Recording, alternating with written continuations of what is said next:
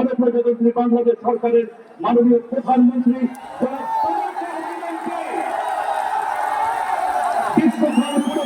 কার্যক্রমের এই জাতীয় উৎসবে গভীর শ্রদ্ধার সাথে স্মরণ করছি মহান স্বাধীনতার ঘোষক সহযোগী পরিবেশের প্রবর্তক শহীদ রাষ্ট্রপতি জিয়াউর রহমানকে তিনি দেশের গ্রামীণ উন্নয়ন রাজনৈতিক পুনরুদ্ধারের জনমুখী কর্মসূচির মাধ্যমে তৃণমূল মানুষের জীবন মান উন্নয়নে গুরুত্বপূর্ণ ভূমিকা রেখেছেন।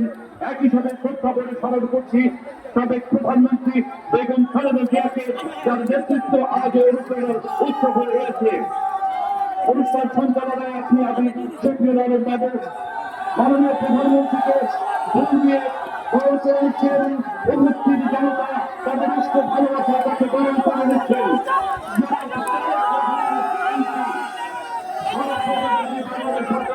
মাননীয় প্রধানমন্ত্রী উপস্থিত আছেন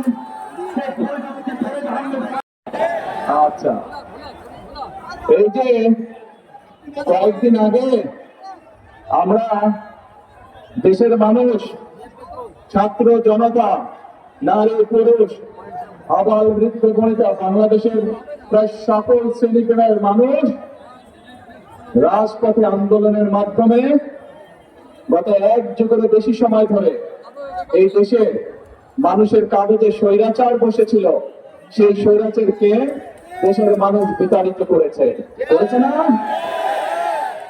আপনারা কারা কারা আন্দোলন ছিলেন হাত তুলুন তো।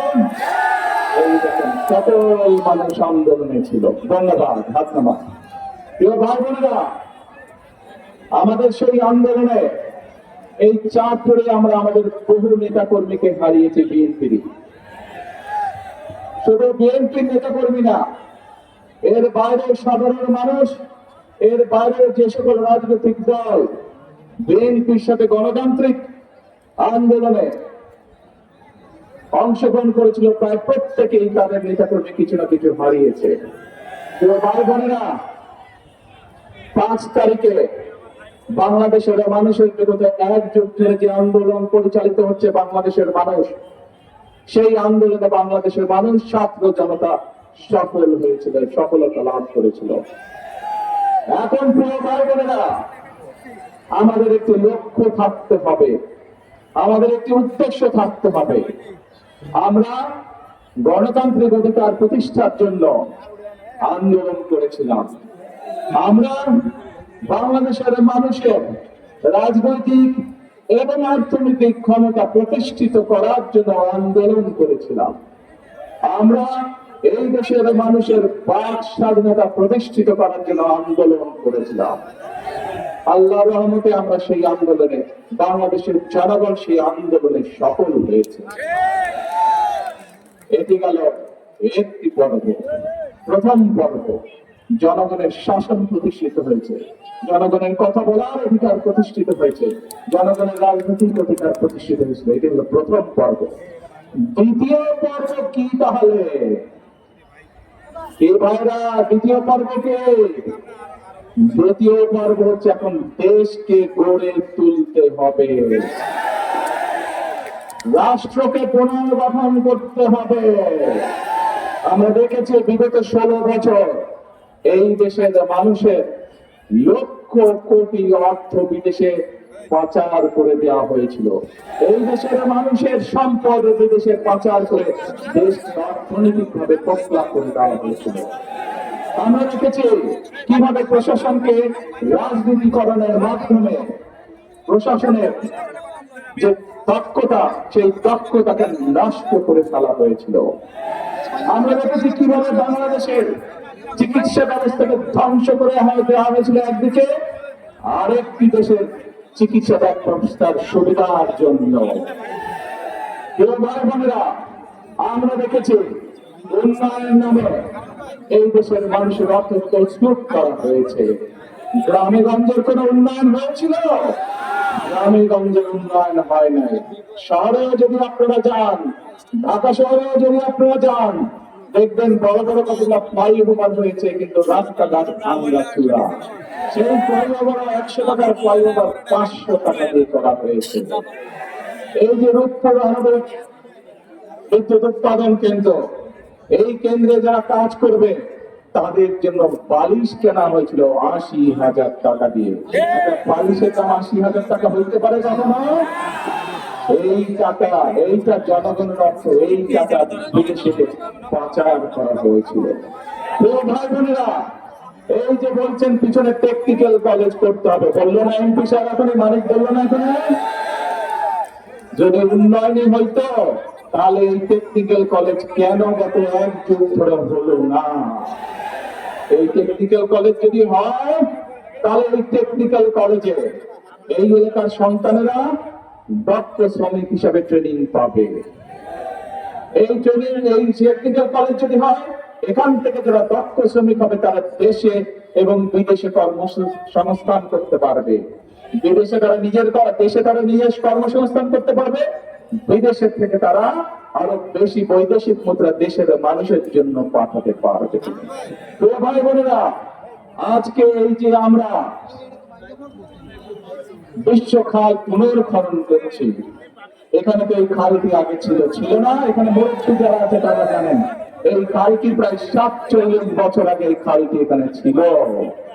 অথচ এই খাল থেকে গত ১ যুগের বেশি সময় ধরে পুনর্খনন করা হয় নাই। এই খালে যদি পানি আসে, এই খাল যদি পুনর্খনন হয়, এই খালে পানি যখন আসবে কারা উপকৃত হবে? এলাকার মানুষ উপকৃত হবে, এই এলাকার কৃষকরা উপকৃত হবে, এলাকার মা বোনেরা উপকৃত হবে। তাদের পানি আনার জন্য দূরে যেতে হবে না। ও ভাই বোনেরা, আপনারা জানেন এরপরে আরেকটি কর্মসূচি আছে আমার সদরে। সেই কর্মসূচি হলো ফ্যামিলি কার্ড আমরা দিব মায়েদের হাতে, আমাদের বোনেদের হাতে আমরা ফ্যামিলি কার্ড তুলে দিতে চাই। কেন এই ফ্যামিলি কার্ড তুলে দিতে চাই? আমরা একদিকে যেরকম আমাদের তরুণ ভাইদেরকে, তরুণ বোনদেরকে শিক্ষার ব্যবস্থা করে দিতে চাই, তাদেরকে টেকনিক্যাল কলেজের মাধ্যমে দক্ষ হিসাবে গড়ে তুলতে চাই, একই সাথে আমরা আমাদের মায়েদেরকে, আমাদের বোনদেরকে, যারা সংসার চালায় তাদেরকে আমরা স্বাবলম্বী করে গড়ে তুলতে চাই অর্থনৈতিক ভাবে। এবং সেই জন্যই আমরা বলেছি ১২ তারিখে নির্বাচনের আগে যে বিএনপিকে যদি এই দেশের মানুষ নির্বাচিত করে, তাহলে আমরা ঘরে প্রত্যেকটি পরিবারের কাছে পর্যায়ক্রমিক ভাবে ধীরে ধীরে আমরা ফ্যামিলি কার্ড পৌঁছে দিব। মনে আছে আপনাদের? সেই কাজ আমরা শুরু করেছি। তো ভাই বোনেরা, আজকে যে খাল, বিশ্ব খালের যে পুনর্খনন কাজ শুরু করলাম, এই খাল খনন আমরা করব। এদিকে আমরা নির্বাচনের আগে বলেছিলাম আপনাদের কাছে, বলেছিলাম, সেই প্রতিশ্রুতিও আমরা বাস্তবায়নের কাজ শুরু করলাম।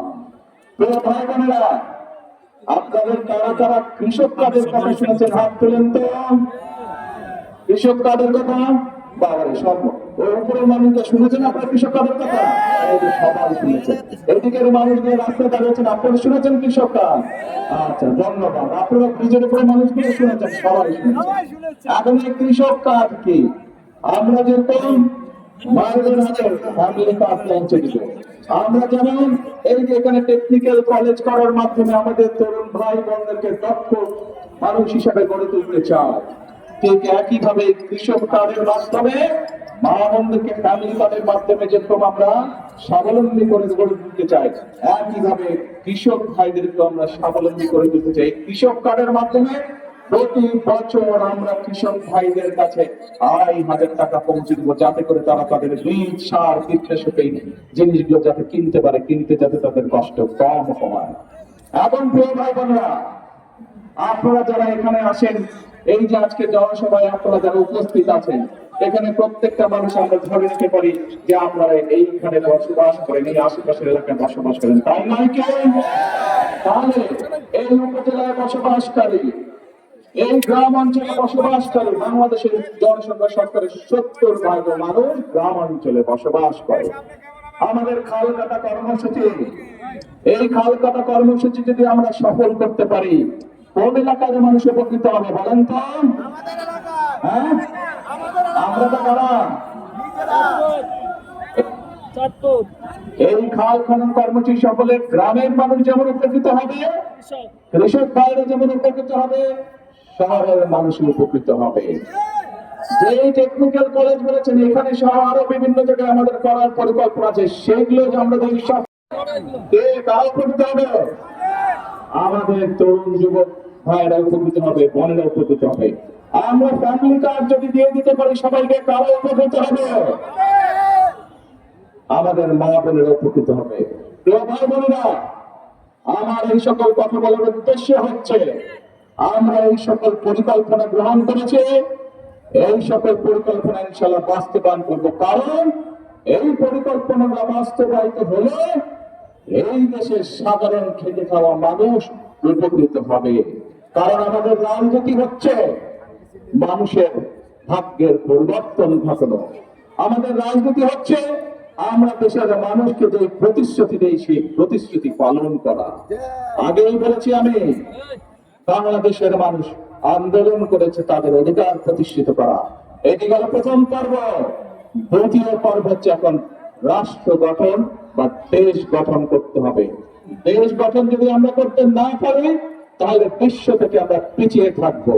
দেশকে যদি আমরা পুনর্গঠন করতে না পারি এই দেশের মানুষ কষ্ট পাবে, এবং সে কারণে আমরা এই দেশের মানুষের ভাগ্যের পরিবর্তন হচ্ছে আমাদের রাজনীতি। ফলে পানি নিয়ে আসা হচ্ছে আমাদের রাজনীতি।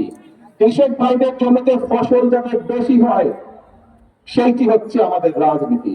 আমরা মায়েদের কাছে ফ্যামিলি কার্ড পৌঁছে দেব, এইটি হচ্ছে আমাদের রাজনীতি। আমরা আমাদের বেকার ভাইদেরকে, বেকার বোনদেরকে দক্ষ হিসাবে গড়ে তুলব, এটি হচ্ছে আমাদের রাজনীতি। এটি হচ্ছে বিএনপির রাজনীতি। প্রিয় ভাই বোনেরা, এই রাজনীতি কি আপনাদের পছন্দ হয়েছে? আমাদের পছন্দ হয়েছে এই রাজনীতি, যে রাজনীতির কথা বললাম। এই রাজনীতি যদি হয় দেশে তাহলে কি মানুষের ভাগ্যের পরিবর্তন ঘটতে পারে? যদি আপনারা সেটি বিশ্বাস করেন প্রিয় ভাই বোনেরা, তাহলে আপনাদেরকে সচেতন থাকতে হবে। কিসে সচেতন থাকতে হবে? মনে আছে যেই স্বৈরাচারকে এই দেশ থেকে 5 তারিখে দেশের মানুষ বিতাড়িত করেছিল, সেই স্বৈরাচার একবার বলেছিল বিএনপিকে 1 মিনিটের জন্য শান্তিতে থাকতে দিব না। মনে আছে? প্রিয় ভাই বোনেরা, বিভিন্ন জায়গা থেকে এখন আমরা যখন খাল কাটা শুরু করেছি, আমরা যখন ফ্যামিলি কার্ড দেওয়া শুরু করেছি, আমরা যখন কৃষক কার্ড দেওয়া শুরু করেছি, আমরা যখন ইমাম মুয়াজ্জিন সাহেবদেরকে রাষ্ট্রের পক্ষ থেকে সম্মানী ভাতা দেওয়া শুরু করেছি, আমরা যখন রোপণ অভিযান শুরু করেছি, তখন কিছু সংখ্যক মানুষ কতগুলো বিভ্রান্তিকর কথা বলছে। শুনেছেন আপনারা সেগুলো? এখন যে কাজগুলোর কথা আপনাদের সামনে বললাম, এগুলো যদি থেমে যায় কার ক্ষতি হবে? ওই যারা বিভ্রান্তি ছড়ায় তাদের ক্ষতি হবে নাকি আপনাদের ক্ষতি হবে? সাধারণ খেতে খাওয়া মানুষের ক্ষতি হবে। প্রিয় ভাই বোনেরা, আমাদের সকলকে সজাগ থাকতে হবে যাতে খাল কাটা কর্মসূচিতে কেউ বাধা দিতে না পারে। আমাদেরকে সজাগ থাকতে হবে যাতে মায়েদের বোনদের ফ্যামিলি কার্ড পৌঁছে দেওয়ার যে কর্মসূচি, সেই কর্মসূচিকে যাতে কেউ বাধাগ্রস্ত করতে না পারে। আমাদেরকে সজাগ থাকতে হবে কৃষক কার্ড, কৃষক ভাইদের কাছে পৌঁছে দেওয়ার যে পরিকল্পনা, সেই পরিকল্পনা যাতে কেউ বাধাগ্রস্ত করতে না পারে। আমরা দেশের বেকারদের কর্মসংস্থানের জন্য যে সকল কর্মসূচি গ্রহণ করেছি, সেগুলো যাতে কারা বিভ্রান্ত সৃষ্টি করে বাধাগ্রস্ত করতে না পারে, সে ব্যাপারে আপনাদেরকে সচেতন থাকতে হবে। প্রিয় ভাই বোনেরা, 12 তারিখের নির্বাচনে এই দেশের মানুষ সচেতন ছিল বলেই তারা বিএনপির খাল কাটা, ফ্যামিলি কার্ড, কৃষক কার্ড, বৃক্ষরোপণ সহ ইমাম মুয়াজ্জিন সাহেবদের জন্য আমরা যে ব্যবস্থা করেছি সেই সকল কর্মসূচির পক্ষে এই দেশের মানুষ রায় দিয়েছে। কাজেই আজকে পরিষ্কার ভাবে হাজারো মানুষের সামনে আমি বলে দিতে চাই, আমরা মানুষের পক্ষ থেকে যে সমর্থন পেয়েছি, যেই কাজগুলো বাস্তবায়ন করার সমর্থন জনগণ, বাংলাদেশের মানুষ বিগত 12 তারিখের নির্বাচনে বিএনপিকে দিয়েছে, আমরা এক এক করে সেই কাজগুলো, সেই পরিকল্পনাগুলো আমরা বাস্তবায়ন করব। এই কাজে যদি কেউ বাধাগ্রস্ত করতে চায়, এই কাজে যদি কেউ ভেস্তে দিতে চায়, বাংলাদেশের মানুষ, আমাদের কিছু করা লাগবে না। বাংলাদেশের মানুষই তাদের সেই পরিকল্পনা, তাদের সেই ষড়যন্ত্রকে ভেস্তে দিবে। মনে করেন আপনারা তাই?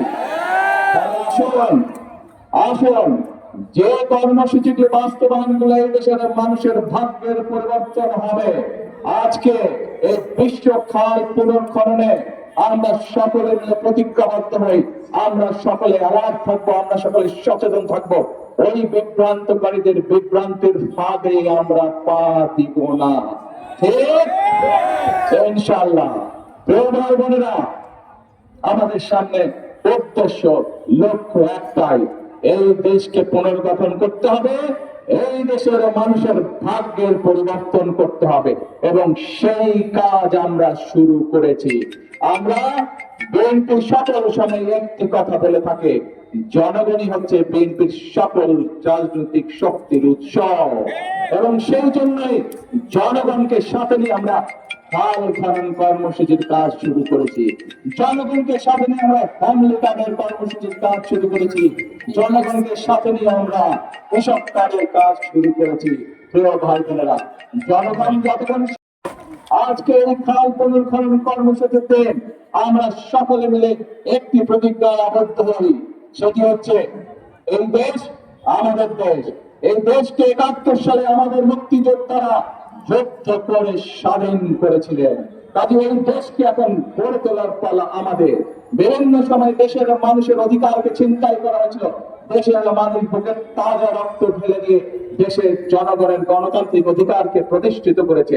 এখন পালা হচ্ছে দেশ গঠনের পালা, এখন পালা হচ্ছে দেশকে পুনর্গঠনের পালা। কে কে আছেন আমার সাথে সেই দেশ গঠনের কাজে হাত তুলে দেখানো না করবো?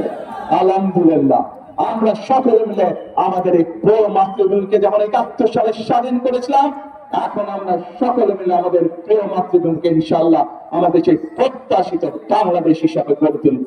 সেজন্যই আমরা বলি, সেজন্যই আমরা বিশ্বাস করি, করব কাজ গড়ব দেশ, সবার আগে করব কাজ সবার আগে। আল্লাহ হাফেজ। বাংলাদেশ জিন্দাবাদ।